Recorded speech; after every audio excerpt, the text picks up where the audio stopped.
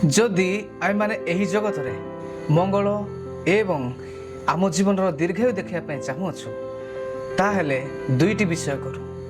प्रथम विषय पितामाता आज्ञावह हो एवं द्वितीय विषय पितामाता को समादर करूँ। यह ईश्वर वाक्य आम मान शिक्षा दिए। एफिसियो 6 पर्व 1 ରୁ 3 जदि आम पढ़ू सेठार लिखा जाए, हे पिला माने प्रभु सकाशे आपणा आपणा पितामाता आज्ञावह हुओ, कारण ताहा यथार्थ। आपणा पितामाता को समादर कर। यह प्रतिज्ञायुक्त गोटे प्रधान आज्ञा, जेपरी तुम्हर मंगल हेबो आउ तुम्हे पृथ्वी रे दीर्घायु हेबो। एठारे पिला मानक विषय लिखा जाए, समस्त पिला माने निस्वार्थपर भाव एवं शर्तविहीन भाव पितामाता आज्ञावह हेबा नितांत आवश्यक अटे, कारण यह ईश्वर आज्ञा। आउ पितामाता को समादर करने नितांत आवश्यक अटे, कारण पितामाता आम मानकर मंगल चाहती।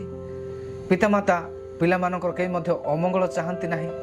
प्रत्येक व्यक्ति पितामाता को सम्मान करने नितांत आवश्यक अटे। पितामाता समादर करने, पितामाता मुहरे खुशी आनिबा, पितामाता को आउ आदर करने, पितामाता आवश्यकता को पूर्ण करने, पितामाता जीवन में जहाँ जहाँ आवश्यकता अच्छी से समस्त विषय को जगेबा एवं से जीवन में गोटे आशीर्वाद को देखाइबा संतान मानकर कार्य अटे। ईश्वर को वाक्य आम मान शिक्षा दिए। जदि आम से प्रकार पितामाता को समादर कर ताहले आम मैंने मंगल देखा एवं दीर्घायु हेबा। जदि आम पितामाता दुख सुख ठिया होउछु, जदि आम पितामाता आउ रोग समस्या आम उत्तम जत्न नेउछु, ताहले आम आम जीवन में मंगल देखा, कई मैंने अमंगल देखा नहीं। आम जीवन में आम दीर्घायु देखा, कई समय न होनु आम मृत्यु देखा नहीं। यह ईश्वर को वाक्य आम मान को शिक्षा दिए।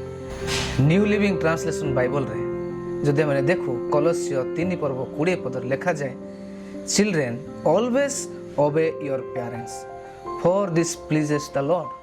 अर्थात पिला माने सर्वदा पितामाता आज्ञावह हो, कारण यह ईश्वर निकट में संतोषजनक अटे।